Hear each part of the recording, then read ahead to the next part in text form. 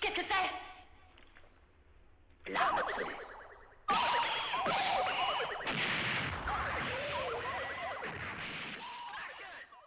On est parti. C'est parti. Salut Francheur Course.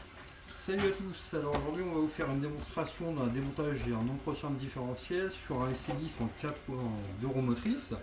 Donc on va déjà enlever la carrosserie. Hop, on éteint ça. Pour accéder au diff, il va d'abord dans un premier temps falloir démonter la roue au moins du côté du slipper. Donc pour ça on utilisera l'outil approprié. Hop.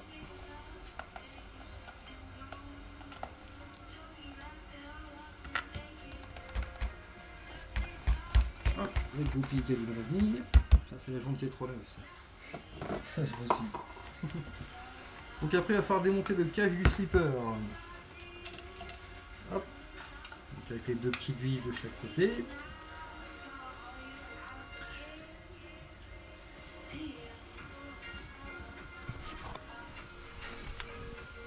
Hop, et de une. Et la petite deuxième qui se cache.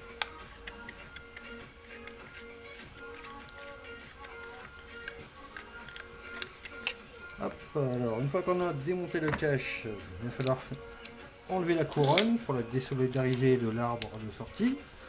Ça permettra de pouvoir enlever la plaque et d'ouvrir la cellule après. Hop, c'est l'autre, c'est le petit.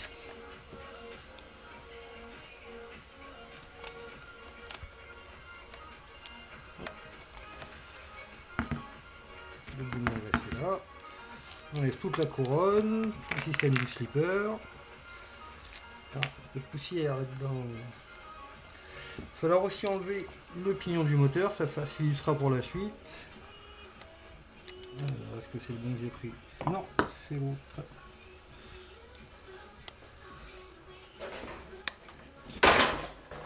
Bon, ben, C'est un chat, non c'est rien. j'aime pas les chats en plus. Alors, on met le petit pignon. Il va pas venir. Alors, personnellement, je vous conseille d'opter pour les petites boîtes en plastique pour pouvoir tout ranger, tout retrouver après. Si comme moi, vous avez tendance à en étaler un peu partout, vous voyez, c'est à peine le début, ça traite déjà. Donc, tout ce qui est slipper hop d'un côté. Donc, après, pour ce qui est de l'ouverture de la cellule en elle-même, il va falloir passer par les petites vis qui seront là. Vous voyez, vous avez les vis qui tiennent le pare-choc et compagnie. Donc, on va savoir que vous n'avez pas forcément besoin de tout démonter pour sortir la cellule. Moi, personnellement, j'enlève juste la vis qui joue au niveau levier là derrière et la petite qui est là-haut. Ça permet de sortir la cellule après avoir enlevé ces deux qui sont dessous. Sinon, vous pouvez tout démonter, le cache. Mais bon, après, c'est une perte de temps. À part si vous comptez tout nettoyer. Mais pour un simple entretien, il n'y aura pas besoin. Alors, on va prendre donc, le tournevis, le 332. Et faire la petite première qui est là avec le boulon qui est de l'autre côté.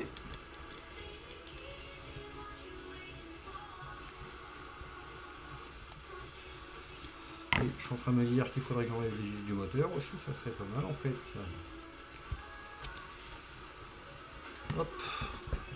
Alors. Pour éviter de perdre la vis, moi personnellement, comme le boulon tient de l'autre côté avec le petit ergot qu'ils ont fait, je la remets directement dedans. Ça fait une vis et un boulon de moins qui se promène. Alors, ah oui, ça il faudra faciliter l'accès à la vis là, c'est pas plus mal d'enlever la deuxième roue ma foi.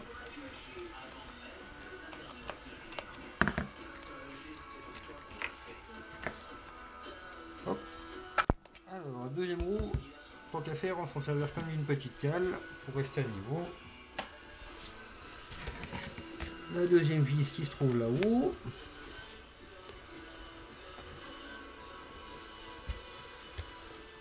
C'est un peu court. Alors, ça va avec la petite pince.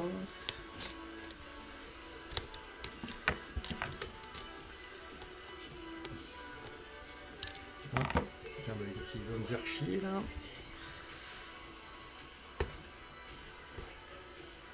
Ah, ça c'est un passage à monter. Chichi. Bon, en même temps c'est pas toutes les vis d'origine. Hop, on a ces deux là. Toute cette partie là est désolidarisée, comme ça tout ce qui est pare-choc arrière, ça fait plus partie de la cellule, c'est plus fixé dessus. On a les deux petites vis du dessous à enlever.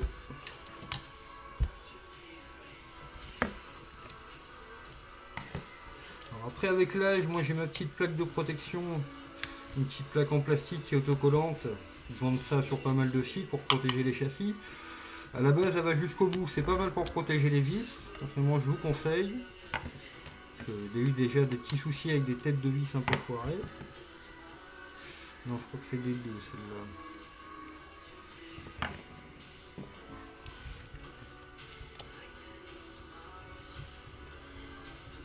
Alors, à savoir que pour l'entretien du SL10, il y a une petite particularité. C'est au niveau des tournevis comme ceci. Donc on n'est pas en pas impérial comme toutes les voitures françaises. On est en pas métrique comme aux États-Unis. Donc les tailles sont différentes au niveau des boulons. Donc ce que vous trouverez dans le commerce en France ne va pas forcément correspondre. Je vous invite à vérifier la documentation du véhicule afin d'acheter les outils appropriés. Bon, après, tout ce qui est marqué sur les listes n'est pas forcément obligatoire. Ce que je vous conseille vraiment, c'est au moins le 332. Le 005, le 1/16e pour tout ce qui est vis à forme hexagonale, c'est vraiment les trois plus importants. Et après vous pouvez toujours vous servir des clés plastiques ou acheter des clés en 1/4 ou en 3,32 pour démonter les roues. Oui, c'est des tailles tout à fait différentes. C'est vrai qu'au début quand on achète le modèle on n'est pas toujours au courant qu'il y a un outillage approprié sur ce véhicule là. Bon, c'est une des particularités d'Assaut. Il y avait d'autres marques à l'époque, mais sur les nouveaux modèles, ils deviennent un peu plus dans la norme maintenant quand même. Mais sur le bon vieux SC10 4.2 comme le mien, qui est un des tout premiers modèles à avoir été vendu, on a toujours ce système là. Après bon, l'architecture et les pièces n'ont pas trop évolué sur ce modèle là. On va toujours sur les mêmes références de pièces. Donc ça, il n'y a pas de souci, tout est toujours compatible. De toute façon, le B4 et le T4, hein, c'est des modèles qui sont très vendus. C'est le plus gros de la gamme chez eux. Tout est compatible, c'est le gros avantage. Hop, donc une fois enlevé le moteur, tout est parti de ce niveau-là. On n'a plus rien qui nous gêne. Et hop, j'ai enlevé mes deux vis qui sont dessous. Il faut pousser un peu à ce niveau-là pour la décaler, la faire sortir un chouïa. Et ah bah après j'ai oublié une vis, je crois bien, bon. Logiquement, ah non, j'en avais oublié deux petites. Je suis en train de me dire justement, les deux petites que j'oublie à chaque fois, que c'est les plus chiantes. On a deux autres vis qui sont juste calées sous la tour d'amortisseur, qui sont juste, hop, voilà, on va essayer de, qui sont juste là, dans le prolongement de la biellette. Là. Les choper par dessus, défaire ces deux là aussi.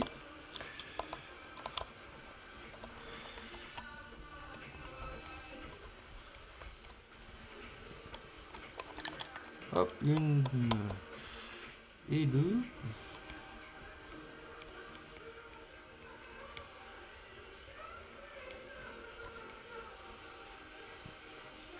Hop, la deuxième est tombée, elle viendra après.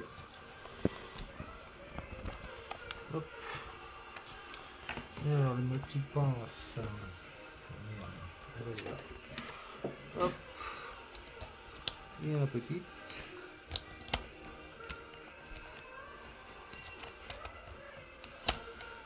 Hop, ça, de côté dans la boîte.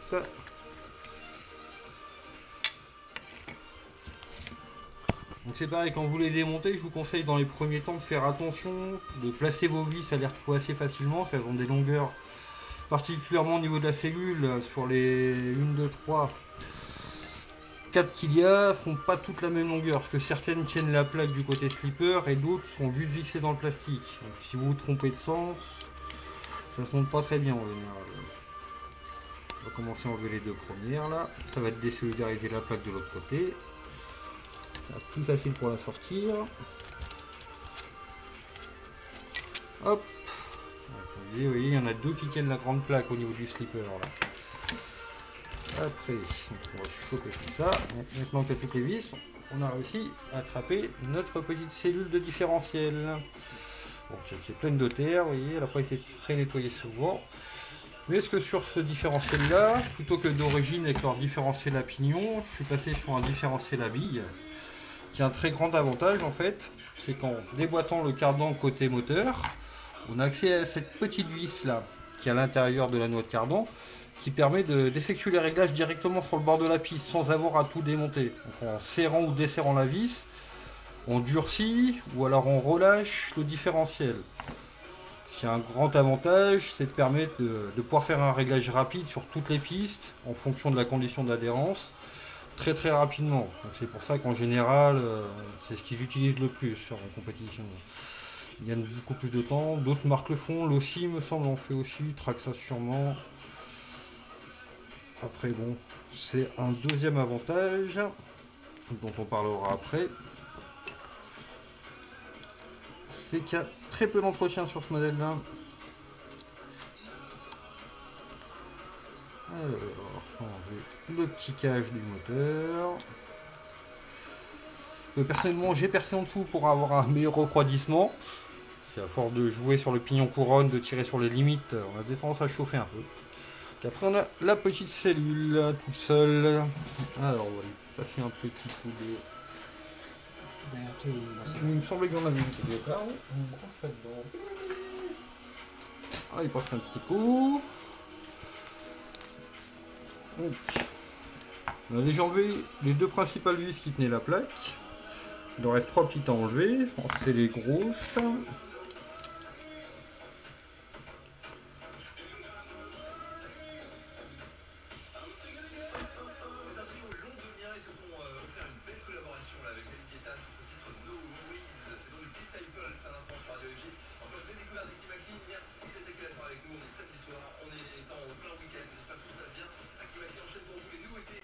Alors, pour ceux qui ne connaissent pas, qui se demandent d'où viennent ces petites choses, ces petits joints rouges, en fait, c'est les mêmes joints que pour les amortisseurs chez Timasso. Donc, ne cherchez pas des références différentes.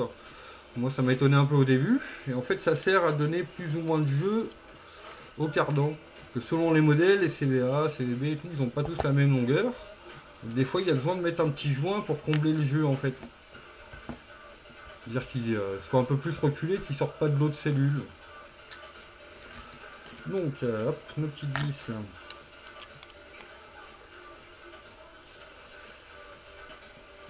Après, bon, bah, le gros avantage de roue motrice, hein, c'est qu'on n'en a qu'un seul à ouvrir.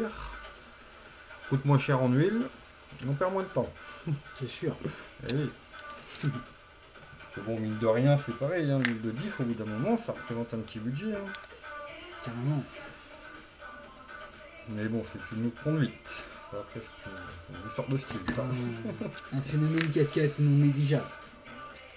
Alors, après, une fois avoir enlevé toutes les vis, moi je vous conseille personnellement pour ne pas perdre de bout, parce que des fois les pignons vont dangereux, à mettre l'axe côté du haut.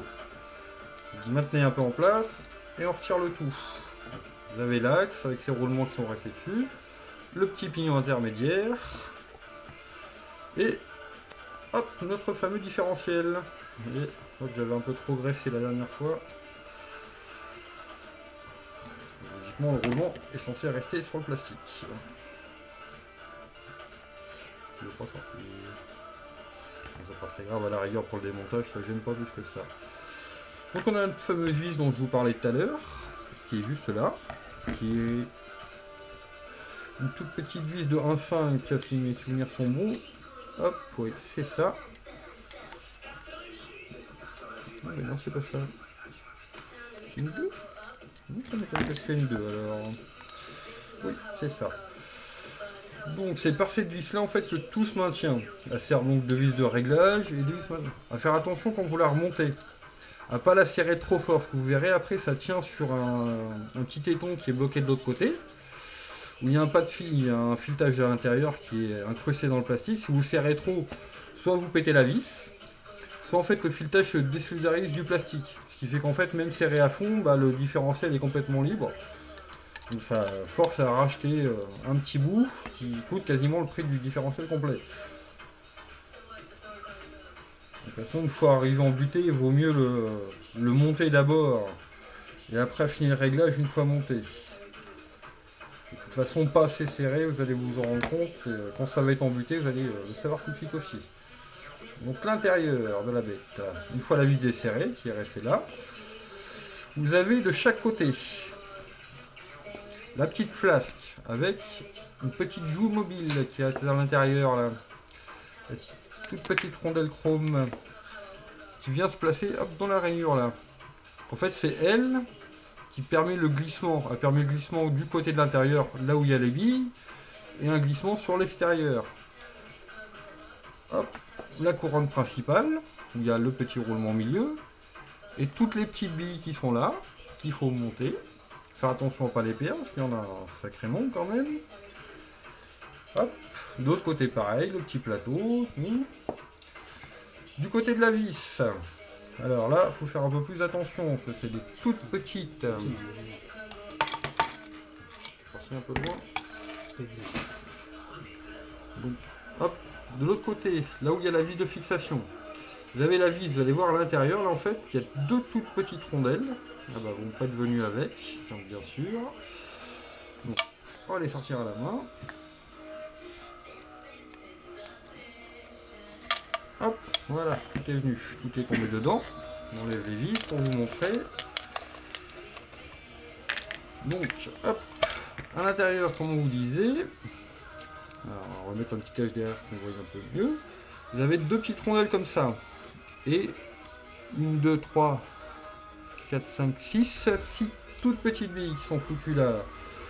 Ça, quand vous les montez, moi personnellement, ce que je fais, je prends la vis, je mets la première rondelle et vous allez mettre une graisse très épaisse au niveau de la vis en fait, de cette petite vis là. Hop, on va faire comme ça. Vous remettez une rondelle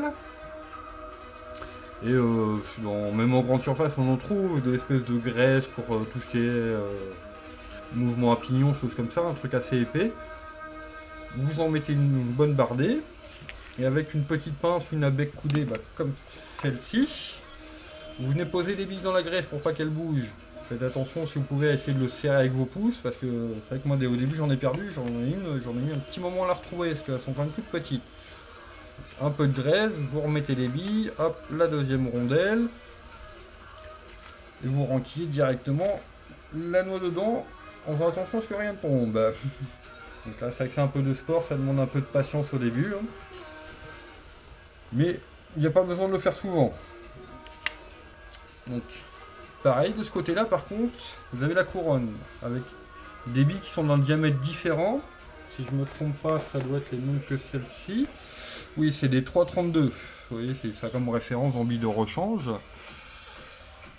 Hop, vous les enquillez dans les petits trous. Alors, si vous pouvez, utiliser une petite soucoupe pour la poser, mettre vos billes. Dans un premier temps, il va falloir les pousser un peu pour qu'elles s'enquillent à l'intérieur, en fait. Elles vont poser, il faut les pousser légèrement, qu'elles se mettent dans le cran. Une fois toutes les billes réinstallées, mises en place, vous n'utilisez pas de l'huile de diff comme sur un diff standard à pignon. Ce qu'il faut utiliser, c'est de la graisse au silicone. En fait, vous mettez une bonne giclée de graisse à silicone tout le long, pareil de l'autre côté, et un peu au niveau des plateaux qui vont sur les noix de diff. C'est qu'en fait, c'est le seul entretien que vous avez à faire là-dessus. C'est le graisser au montage. Vous voyez, moi pourtant ça fait je crois que la dernière fois que j'ai dû l'ouvrir ça devait être l'été dernier, hein. Donc, pour vous dire, c'est toujours graisseux. La graisse, enfin l'espèce de graisse de silicone ne se barre pas. Il y a, en fait, après dans l'année, une fois que vous l'aurez monté, à part si vraiment ça m'est arrivé de pas le rouvrir, parce que c'est vrai que je l'avais ouvert plusieurs fois et je me rends compte que c'est toujours dans cet état là au bout d'un bon moment et d'un bon nombre de packs. Des fois on a tendance à laisser aller, à plus l'ouvrir. Ou alors utiliser une mauvaise graisse, comme ça m'est arrivé une fois, et d'un coup ce qui s'est produit c'est que à plus être graissé, la force de friction en fait ça engendrait tellement de chaleur que ça avait fait fondre tous les petits rebords en plastique au niveau des billes. Donc en fait, une fois Juste des montées sorties comme ça, tout était encore comme ça, mais il n'y avait plus rien qui entraînait, parce que la couronne centrale avait complètement pété au milieu en fait. Donc, un bon coup de graisse au silicone, vous l'ouvrez une fois par an pour vérifier. En général ça s'entend, ça commence à craquer quand c'est plus assez huilé. Vous prenez vos 2 roues, vous sentez que ça fait des crans. Après il n'y aura plus d'entretien à faire, à part vraiment une vérification de temps à autre. Quand vous faites un entretien complet, vous en foutez pour vérifier, pour jeter un œil, mais en général il n'y a pas grand mal. Donc quand le mal est fait, c'est déjà trop tard. Après, sur le gros avantage, c'est sur le terrain, voilà, comme sur le terrain et sur la durée, comme il n'y a pas besoin de rouvrir pour changer l'huile, pour changer la dureté, pour jouer sur les réglages, ça tout se fera par le biais de la vis en fait et du serrage la contrainte que vous allez imposer au plateau. Vous aurez plus besoin de l'ouvrir très souvent logiquement une fois que c'est bien fait. Je me rapproche. Donc une fois remonté, après que vous aurez tout remonté dedans, il n'y aura plus qu'à jouer sur votre vis de réglage. Si vous avez une conduite, moi personnellement, j'aime bien avoir un train arrière assez joueur, donc en fait je le verrouille quasiment, il est toujours en position plus ou moins bloquée. Ça me vaut de réussir à aplanir une fois tous les 2 ans les billes qui sont au milieu, parce qu'à force d'être trop serré, donc prennent une forme un peu carrée. Mais ça permet d'avoir un train arrière qui est très joueur, et sur le sec et sur le gras, c'est assez agréable sur le 4-2. Et donc coup, ça permet d'avoir des changements d'angle très rapides dans les virages, c'est un gros avantage. D'origine, il me semble que maintenant ils fournissent ce type de diff là.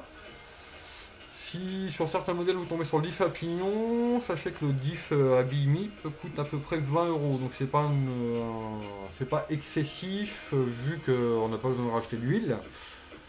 À part de la graisse au silicone, mais encore le petit tas qu'ils fournissent avec me permet de faire 2 changements, donc durer au moins 1 an et demi, 2 ans. Voilà. Après, il n'y aura plus qu'à tout remonter. Donc sur ce, bon courage, ne perdez rien, un peu d'organisation pour ne pas perdre les petites vis, faire attention à la taille des vis de la cellule, faire attention à ne pas perdre les billes, donc, travailler sur un environnement dégagé, avec le plus de place possible, une bonne lumière, tout devrait bien se passer. A plus tard sur la piste.